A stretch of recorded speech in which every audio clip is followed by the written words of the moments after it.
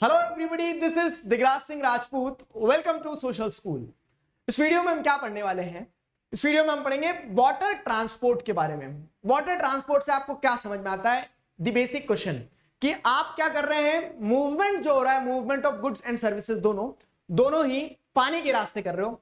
वही चीज हम इस वीडियो में पढ़ने वाले हैं, समझने वाले हैं। ठीक है, लॉन्ग स्टोरी इन शॉर्ट, ये सारा सब कुछ आप पढ़ चुके हो। बेसिकली ये है कि इंडियन टिंच के साथ में आप एक बार और पढ़ रहे हो, तो अब आपको वाटर ट्रांसपोर्ट को इंडियन कंटेक्स्ट में समझना है। जो नेशनल वाटरवेज हैं, कौन कौन से नेशनल वाटरवेज है, वो इंपॉर्टेंट हो जाता है, वहां से क्वेश्चन बनने की पॉसिबिलिटी है, वो अच्छे से समझना।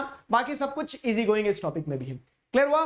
चलिए, तो इंपॉर्टेंट चीज है कि टेलीग्राम चैनल की लिंक आपको डिस्क्रिप्शन में दी है, सोशल स्कूल। ठीक है, तो इस टेलीग्राम चैनल को आप ज्वाइन कर सकते हो, जहां पर आपको अपडेट्स मिलते रहेंगे, कब कौन सा सेशन आने वाला है। अगली चीज जो रहेगी वो ये है कि आप साथ ही साथ क्या कर सकते हैं, अनअकैडमी ऐप जरूर से डाउनलोड कीजिए। अनअकैडमी ऐप पर आपको ढेरों फीचर्स मिल जाएंगे। क्या ढेरों फीचर्स मिलेंगे?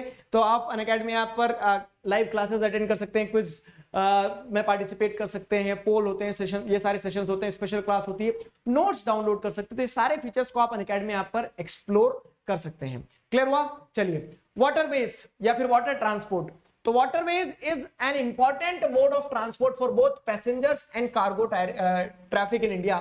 It is the cheapest means of transport and is most suitable for carrying heavy and bulky material. ठीक है, heavy और bulky material को एक जगह से दूसरी जगह कैरी करने के लिए waterways जो है बेस्ट मीन्स ऑफ ट्रांसपोर्ट है। अगेन, ये हमने फंडामेंटल्स ऑफ ह्यूमन ज्योग्राफी वाले पार्ट में भी पढ़ा था कि बहुत सारा सामान सस्ते उस पे कह सकते हैं कन्वीनियंस पे कि कम पैसा लगे। जैसे आप रोडवेज के थ्रू ले जाओगे तो इतना बड़ा तो कोई समुद्र के पानी के जहाज जो आते उतना बड़ा आपके पास ट्रक आएगा नहीं। दूसरी चीज क्या है, वहां पे जो cost of moving the goods रहेगा वो बहुत ज्यादा पड़ जाएगा आपको। ठीक है, तो वही केस यहाँ पे कि चीपेस्ट मींस ऑफ ट्रांसपोर्ट आता है, मोस्ट सुटेबल है हैवी एंड बल्कि मटेरियल्स को एक जगह से दूसरी जगह ले जाने के लिए। अब क्या है, पानी के बॉयंसी फोर्स कह लो या फिर पानी का फ्लो कह लो, उसकी मदद से चलती है अधिकतर चीजें। तो फ्यूल एफिशिएंट होता है, इको फ्रेंडली होता है ये मोड ऑफ ट्रांसपोर्ट।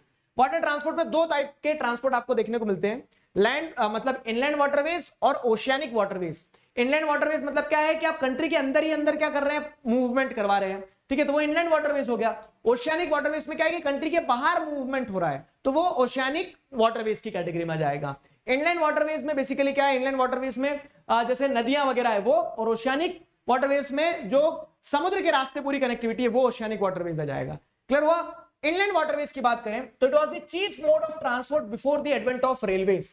रेलवेज के आने से पहले क्या है, बोलते थे अपुनिज भगवान है, उस टाइप की कैटेगरी थी यहाँ पे। इनलैंड वाटरवेज को ऐसा लगता था ना, क्यों? क्योंकि बल्क में जब गुड्स ले जाना है तो फिर आपके पास जमीन के रास्ते ले जा नहीं सकते, बैलगाड़ी से ले जाने से है। दूसरा क्या बचता था आपके पास?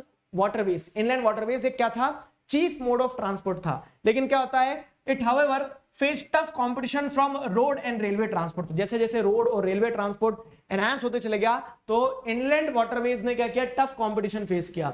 Moreover, diversion of river water for irrigation purpose made them non navigable in large part of their courses. ठीक है, लेकिन अब क्या हो रहा है, आपको क्या देखने को मिलेगा कि over the period of time एक तो क्या है, कॉम्पिटिटर्स आ गए मार्केट में। कौन कॉम्पिटिटर्स आ गए? रोड और रेलवे ट्रांसपोर्ट, ये कॉम्पिटिटर्स की तरह आ गए वाटरवेज के। अगली चीज जो एक और समस्या का कारण बन गई वो ये बन गई कि नदियों में पानी नहीं छोड़ा तो आप ट्रांसपोर्ट कैसे करोगे? ठीक है, तो पानी क्या नदी का डाइवर्स करने लगे, कहीं किसी अर्बन सेंटर में चले गया या फिर कहीं इरिगेशन के लिए चले गया, तो उसके चलते क्या है कि रिवर्स ही नॉन नेविगेबल बन गई। कंट्री के बहुत सारे पार्ट में रिवर अपने खुद के रास्ते में, बहुत सी जगह रिवर में पानी बहुत कम रहता है, ऐसा कि लोग आर पार निकल जाते पैदल पैदल। जी हाँ, this is my personal experience, I am telling you. ठीक है, there is a river in Madhya Pradesh, Narmada river. तो वहां पे क्या है, वो एक पॉइंट मतलब लोगों ने इतना ज्यादा उसमें रेत का खनन है, उसमें आप देखो कि पानी इरिगेशन पर्पस से निकाल लिया है, पानी डाइवर्ट कर दिया है कि कुछ जगह ऐसा है कि जहां पे पैदल पैदल आप इस पार से उस पार क्रॉस कर सकते हैं नदी को, समर्स वगैरह वाले टाइम पीरियड में सुखा देते हैं नदी को। ठीक है, वो चीज रहती है। फिर अगली चीज क्या, inland waterways in India. Inland waterways in India की अगर बात की जाए तो India has 14,500 kilometre of navigable waterways contributing about 1% of countries transportation. ठीक है, तो नेविगेबल वाटरवेज मतलब क्या है कि यहाँ पे बड़े बड़े सी वेसल्स चल सकते हैं। सी वेसल्स नहीं कहेंगे, मैकेनाइज्ड वेसल्स चल सकते हैं, मशीन से चलने वाली बड़ी बड़ी नाव चल सकती है 14,500 किलोमीटर वाली लेंथ पे। ठीक है, it comprises reverse, canals, backwaters, creeks etcetera. ठीक है, क्रीक्स क्या होता है जानते हो ना? क्रीक्स मतलब इस तरह से ऐसे समुद्र कोस्टल एरिया में से अंदर की तरफ जो इनलेट्स रहते हैं। तो ये सारे जो सोर्स ऑफ वाटर है यहां पे आपको नेविगेबल वाटरवेज देखने को मिल जाएंगे। तो at present 5,685 kilometre of major rivers are navigable by mechanised flat bottom vessels. Mechanised flat bottom vessels जो रहते हैं, जो क्या पानी में बॉयंसी के कारण डूबते नहीं ना, तो ऐसे फ्लैट बॉटम वेसल्स जो है, कितने बड़े बड़े फ्लैट बॉटम वेसल्स जो है, उसमें से 5685 किलोमीटर का जो रिवर है वो बड़े बड़े वेसल्स के द्वारा मैकेनाइज्ड है। ठीक है, ये टोटल है, और बड़े बड़े वेसल्स जो है 5685 किलोमीटर पे नेविगेबल है। फाइन। तो for the development, maintenance and regulation of national waterways in the country, अब जब ये समझ में आया कि वाटरवेज भी क्या है, नेशनल हाईवेज की तरह इंपॉर्टेंट होता जा रहा है, तो किसका एस्टैब्लिशमेंट हुआ? The inland waterways authority was set up in 1986। ध्यान रखिएगा, inland waterways authority, inland waterways authority ध्यान रहेगा, इसको एस्टैब्लिश किया गया, इसको सेटअप किया गया 1986 में इसे एस्टैब्लिश किया गया, ताकि इनलैंड वाटरवेज का प्रॉपर्ली ध्यान रखा जा सके। अब अगर हम बात करें तो इनलैंड वाटरवेज में, जैसे ये वाला जो चार्ट है, देखो ये हो सकता है कि शायद आपको यहाँ टेबल क्लियरली दिख ना रहा हो, लेकिन अपनी अपनी बुक खोलो, एनसीईआरटी बुक में आपको यहाँ पे क्लियरली समझ में आएगा कि क्या है। तो the following waterways have been declared as the national waterways by the government। ठीक है, गवर्नमेंट के द्वारा नेशनल वाटरवे, इन वाटरवेज को डिक्लेयर कर दिया गया है। कौन कौन से वाटरवेज हैं ये देखो, तो national waterway number 1, national waterway number 2, national waterway number 3, 4 और 5, ये 5 वाटरवेज है। ऐसे देखोगे तो नॉन नोटिफाइड तो सभी उसको क्या है, नेशनल वाटरवेज की कैटेगरी में डाल सकते हो, लेकिन ये 5 मेजर जो आपको दिए गए आपकी बुक में, और ये 5 मेजर हमेशा से भी रहे हैं, तो ये 5 नेशनल वाटरवेज जो हैं ये नोटिफाइड है। ठीक है, कौन कौन से हैं, तो ये बेसिकली ध्यान रखना इंपॉर्टेंट चीज है। पहला नेशनल वाटरवे नंबर मैं आपको बताता हूं, इलाहाबाद से हल्दिया तक है। ठीक है, इलाहाबाद उत्तर प्रदेश से वेस्ट बंगाल हल्दिया तक है, नेशनल वाटरवे नंबर 1 हो गया। दूसरा क्या है, सादिया टू डुबरी और ब्रह्मपुत्रा रिवर, ब्रह्मपुत्रा रिवर पर सादिया से डुबरी तक है। तीसरा क्या है, तो तीसरा जैसे अगर आप देखोगे नेशनल वाटरवे नंबर 3 जो है ना, तो ये वेस्ट कोस्ट कैनाल वाला रीजन है, ये रहा वेस्ट कोस्ट कैनाल वाला रीजन जो रहा, तो आपको ये वेस्ट कोस्ट कैनाल पूरा उद्योग मंडलम से लगा के कोल्लम तक, ये यहाँ पे थर्ड वाटरवे मिल जाएगा। नेशनल वाटरवे नंबर 3 हो गया, ये 3 हो गया, ये 1 हो गया, ये 2 हो गया। 4 की अगर बात करें तो 4 आपको कहां देखने को मिलेगा, जो डेल्टा स्ट्रेच है, काकीनाडा वाला कैनाल जो है, पूरा काकीनाडा कैनाल से लगा के पुडुचेरी तक का, ये ईस्टर्न कोस्ट जो है, तो ईस्टर्न कोस्ट पे आपको ये देखने को मिल जाएगा। 4th हो गया नेशनल वाटरवे नंबर 4। और 5 जो है, तो 5 यहाँ पे क्या है, महानदी रिवर जो है आपकी, ठीक है, महानदी रिवर के वहां पे आपको देखने को मिल जाएगा ये। ठीक है, तो ब्राह्मणी और डेल्टा कैनाल जो है महानदी रिवर के आसपास, ठीक है, डेल्टा जहां है महानदी रिवर का बनता है वहां पे, ये नेशनल वाटरवे नंबर 5 हो गया। तो ये नेशनल वाटरवे नंबर 5 हो गया। तो बेसिकली 5 आपको बताया, लेकिन और भी नेशनल वाटरवेज जैसे मैं बता रहा हूं, तो 5 मेजर वाटरवेज हैं, इनका ध्यान रखना। ठीक, इनके अगर हम डिटेल देखें कौन कहां पे है, तो Allahabad Haldia stretch, Allahabad to Haldia Ganga river पे 1620 किलोमीटर का स्ट्रेच है, बहुत बड़ा वाटरवे है और मेजर वाटरवे है, इसीलिए नेशनल वाटरवे नंबर 1 के नाम से जाना जाता है। It is one of the most important waterway in India which is navigable by mechanised boats up to Patna and by ordinary boats up to Haridwar. ठीक है, तो यहाँ पे आपको समझ में आ रहा है, हरिद्वार तक तो आप ऑर्डिनरी बोट से भी जा सकते हैं, लेकिन मैकेनाइज्ड वेसल जो है पटना तक चलते हैं वो। ठीक है, it is divided into 3 parts for development purpose. ठीक है, अब नदी है ना, तो नदी में कोई रोक टोक तो है नहीं, आप या इलाहाबाद के अलावा हरिद्वार तक तो आप ऐसे भी जा सकते हो, लेकिन जो मैकेनाइज्ड वेसल्स हैं वो पटना तक ही चलते हैं, बस सिंपल सी चीज ये है। ठीक है, it is divided into 3 parts for development purpose. 3 parts कौन कौन से, हल्दिया से फरक्का तक है 560 किलोमीटर का, फरक्का से पटना तक है 460 किलोमीटर का, और पटना से इलाहाबाद तक है 600 किलोमीटर का। तो अब जोड़ोगे अगर 600, 440 और 560, तो 60, 120 तो हो ही जाएंगे, 1620 हो गया है। ठीक है, तो इस तरह से क्या है, 1620 किलोमीटर का आपको क्या देखने को मिल जाएगा, नेशनल वाटरवे नंबर 1 देखने को मिल जाएगा गंगा रिवर पे। नेशनल वाटरवे नंबर 2 जो है, तो Sadiya to Dhubri stretch 891 kilometre, Sadiya to Dhubri stretch जो है 891 किलोमीटर का, ये जो है ये आपको कहां देखने को मिलेगा, सादिया टू डुबरी स्ट्रेच, ये ब्रह्मपुत्रा रिवर पे देखने को मिलेगा। तो Brahmaputra is navigable by streamers up to Dibrugarh which is shared by India and Bangladesh, India और बांग्लादेश जहां पे शेयर करता है, डिब्रूगढ़ आसाम। ठीक है, तो यहां तक आपको स्ट्रेच देखने को मिल जाएगा। बाकी वाटरवे जो है नोटिफाइड वो 891 किलोमीटर का national waterway number 2। National waterway number 3 की बात करें तो कोट्टापुरम कोल्लम और स्ट्रेच, ठीक है, कोट्टापुरम कोल्लम स्ट्रेच जो है ये नेशनल वाटरवे नंबर 3 में जाएगा। It includes 168 kilometre of west coast canal. ठीक है, तो ये कहां की बात कर रहे हैं, केरला की वेस्ट कोस्ट कैनाल की बात कर रहे हैं।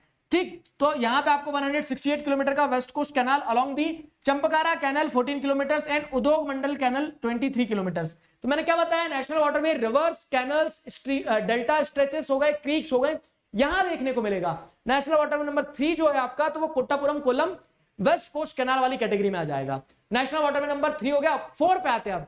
नेशनल वाटरवे नंबर 4 जो है, तो ये specified stretches of river Godavari, ठीक है, Krishna along with Kakinada Puducherry stretches of canal. ठीक है, तो ये यहां पे आप ये देखेंगे तो ये रिवर्स है, कौन कौन सी, जैसे आपकी कृष्णा रिवर आ गई, ठीक है, ऊपर से गोदावरी रिवर आ गई, काकीनाडा कैनल यहाँ पे हो गया, पुडुचेरी कैनल यहाँ पे हो गया। तो ये पूरा स्ट्रेच जो है नेशनल वाटरवे नंबर 4 की कैटेगरी में आ जाएगा।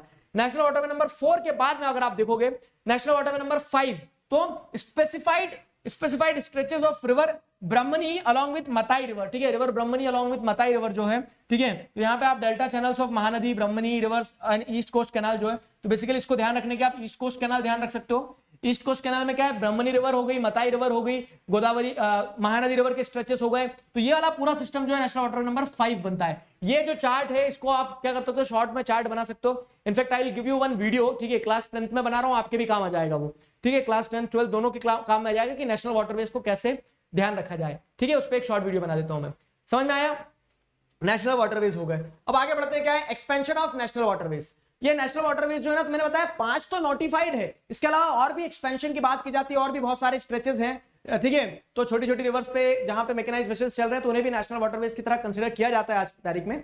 आपको 5 ही पढ़ाए जा रहे हैं। तो जैसे अगर आप देखोगे तो the inland waterway authority has also identified 10 other inland waterways which could be upgraded. The backwater, ठीक है, backwater canal of Kerala has special significance in inland waterway, ठीक है, backwaters of Kerala important हो जाते हैं। Apart from providing cheap means of transport, they are also attracting a large number of tourists in Kerala, ठीक है, बहुत सारे tourist वगैरह को भी अट्रैक्ट करते हैं ये जो वाटर ट्रांसपोर्ट की कैटेगरी में आते हैं। The famous Nehru trophy boat race, ठीक है, ये वल्लम कल्ली जो होता है, ठीक है, वल्लम कल्ली is also held in backwaters. तो बैकवाटर्स में आप जैसे देखेंगे ना, तो इस तरह से क्या होता है, ये बोट रेस जो होती है वो बोट रेस भी बहुत ज्यादा इंपॉर्टेंट होती है। बाकी केरला एज यू नो, ठीक है, गॉड्स ओन लैंड वो है, ठीक है, Kerala is also very beautiful. मैं नहीं गया अभी, लेकिन still it is also in my bucket list. Clear हुआ? तो ये वाटर ट्रांसपोर्ट भी हो गया। वाटर ट्रांसपोर्ट होने के बाद में ओशियानिक रूट्स की बात करते चलो।